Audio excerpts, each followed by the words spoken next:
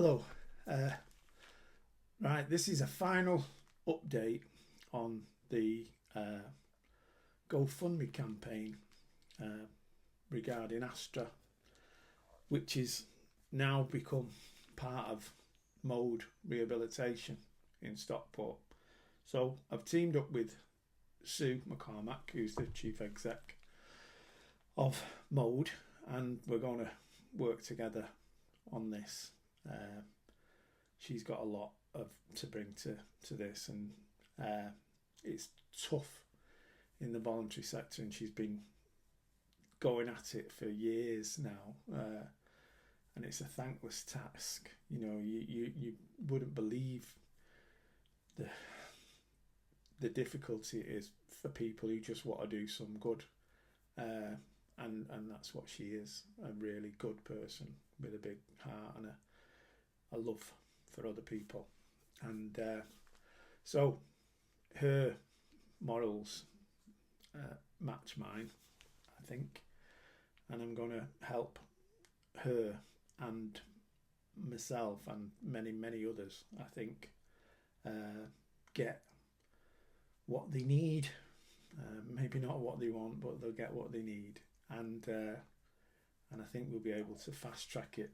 So me plus her is better than me on my own, and me plus her plus all the staff and all the people who support me will help massively. So we've got that project going, and I'm hopefully going to start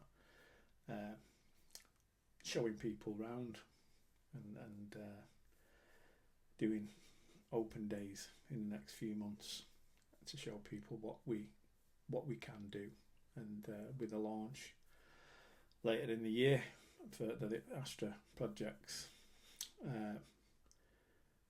maybe sooner. So we've got that going. I'm also taking an office in Northwich, which is predominantly to do with Ethos, another social enterprise that I'm starting, which is it's an acronym for each to his or her own solution. Ethos. Basically, it's come out of the experience I had with cancer and being diagnosed as terminally ill, and being told to, there's nothing that we can do other than maybe extend your life for a certain period.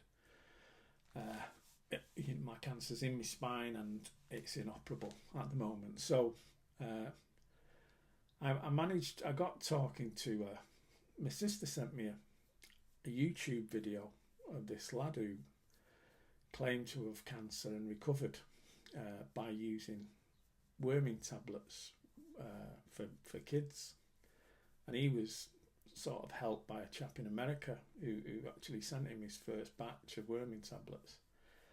And he was given the terminal diagnosis, which was sort of a little, it had misstated into his lungs. It had gone a bit further than mine even, and he was given, less than a year probably to live, and told to go and make his peace with his family and people. So he did. But he started taking these worming tablets, mebendazole called. Excuse me. And the tumours started to decrease in size initially. And the doctors, through CT scans and MRIs, the doctors didn't really know what was going on because he wasn't receiving any treatment at this stage. So he came in for another CT scan 3 months after, and the tumours in his lungs had vanished, and the tumour in his hip and spine, in his bone, they'd all started to, they'd gone.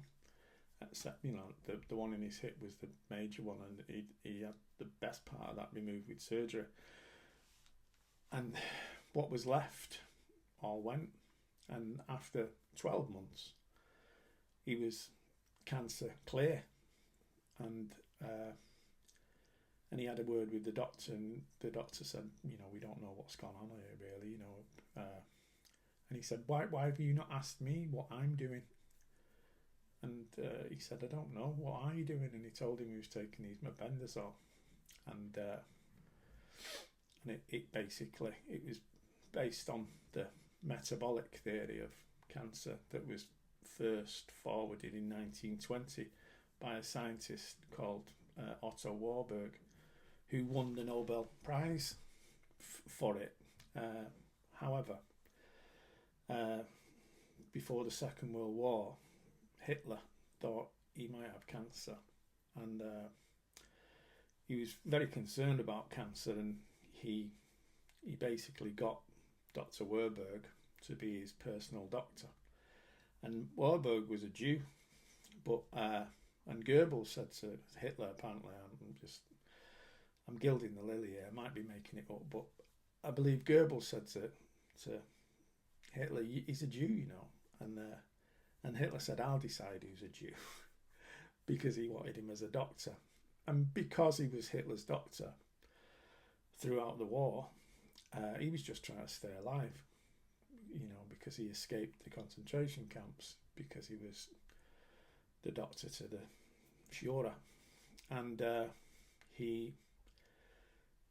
but all his theories were rubbished post-war, and new theories evolved around genetic mutations of cells through one thing or another, and some of them were groundbreaking findings, but the whole of the medical profession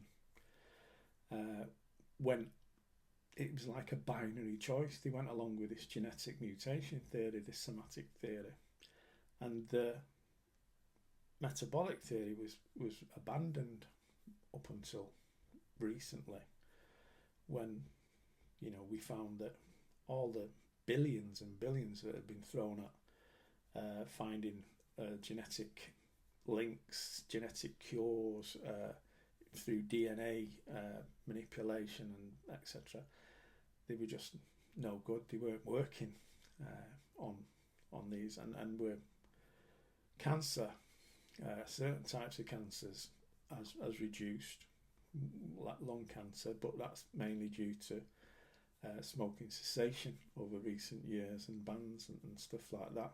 It's not actually down to its prevention. It's not down to any cures. However, other cancers that are related to diet and lifestyle, like other chronic conditions like diabetes and cardio hypertension, they've gone through the roof, and it's related to diet, and it's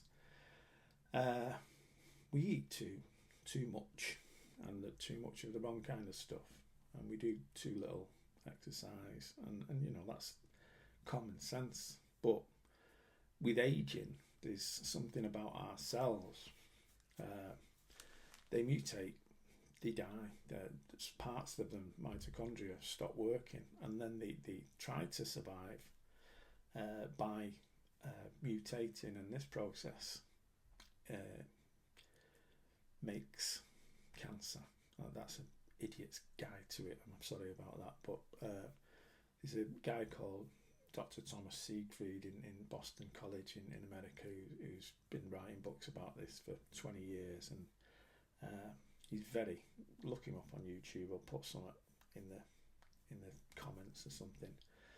But he's I read his book, and I read a few others about metabolic disease, and it makes more sense than the somatic or the genetic theory of cancer. So I contacted this bloke through YouTube, this chap who was 12 years free of cancer after being given a sort of death sentence, really. And I can't describe it. That's what you're given when the doctor, they do it nicely, you know what I mean? They bring in the Macmillan nurse, and the Macmillan nurse is usually a lovely person, you know, but they basically say, you know, we'll make your end of life comfortable.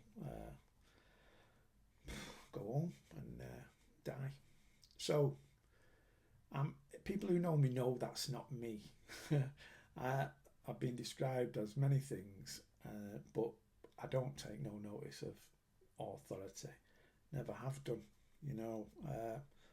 And it was a problem for me in my early days, but to be honest, I think it's my saving grace now. So I contacted this Shane Clark off YouTube, and he agreed to meet me a few weeks ago after work, and we had. I thought I was going to speak to him for about half an hour, 20 minutes, see if he was a crank or, you know, some loon. And half of me was expecting that, and what I found was the guy was just amazing. He you know, his story was genuine, and you know, I've been working with addicts and alcoholics and offenders for 35 years, and I know bullshit when I hear it, and I know people who are telling the truth, and this kid was telling the truth, and we ended up getting chucked. We ended up getting chucked out of Cost about at 8 o'clock. You know, he agreed to meet me for an hour after work. He was knackered, God bless him, but it was just the most hope-filling meeting that I've ever had. You know, I was sort of, by the time I left, I was so full of hope for the future that I could have 12 years like he's had. And he's had 13, he's had a kid, he's had a baby after a couple of years. You know, sort of, his baby won't be alive and stuff like that. He's, you know, it's a great story. So I'm going to get him to give me a lift with this ethos project that I'm starting. And it's basically for people like me who have got terminal diagnosis and no hope. So we can try, you know, what is the point of rolling over and dying? You know, I've got work to do. I've got kids. I've got grandkids. And you know, I've got things to do. I'm too young. I've got too much going on, and I'm going to stay away. I'm going to stay alive for as long as I possibly can, and I think by taking ownership of my own treatment, I'm going to have a far better chance. So I'm already started on a drug trial, which is repurposed drugs, metformin, which is a diabetes drug to lower my blood sugar, and mebendazole, which is a worming drug which blocks glucomine, which is amino acid, the most abundant amino acid in the human body, that your cells, the cancerous cells, they use the glucomine as a way of fermenting fuel to live. So when you starve the glucose, they look for another fuel source, and they find it in glucomine. But if you take a drug to block that, you starve them on two fronts, and they die. And your body, your liver, will produce, if you starve your body, you do a bit of fasting or keto, your body will produce fuel through ketones, through your liver. Your liver will tell your body that it needs fuel, and because there's no ready fuel such as glucose or glucomine, it starts using ketones. Unfortunately or fortunately, the cancer cells can't use ketones, so they die off, and you're left with healthy new cells. And during that period, I have been sort of using hyperbaric oxygen chamber to help with the healing process. It's used most often for healing inflammation, or for injuries or stuff that like flesh-eating viruses where they sort of don't heal the scars, and basically the hyperbaric oxygen treatment helps in healing and inflammation. So on the 3 days that I'm off my drug regime, I sort of indulge myself in some holistic therapies and some healing therapies, and quite a lot of the theory is that if you're stressed, you produce cortisol, and that spikes your blood sugar and therefore feeds your cancer as well. So a big part of this is being happy, if you like, or not being stressed, reducing stress. So a good way to do that is sort of talking to people who know how you feel, and sometimes it's not, I don't enjoy talking to people who don't have cancer and don't enjoy, they don't know how I feel, and I end up, it becomes a bit of a pantomime. They say, oh, the brilliant doctors, they can do anything nowadays, and I just think, yeah, they're not that great, and I'm gonna sort of work with them to find my own solution. And that's what ethos is about, each to his or her own solution.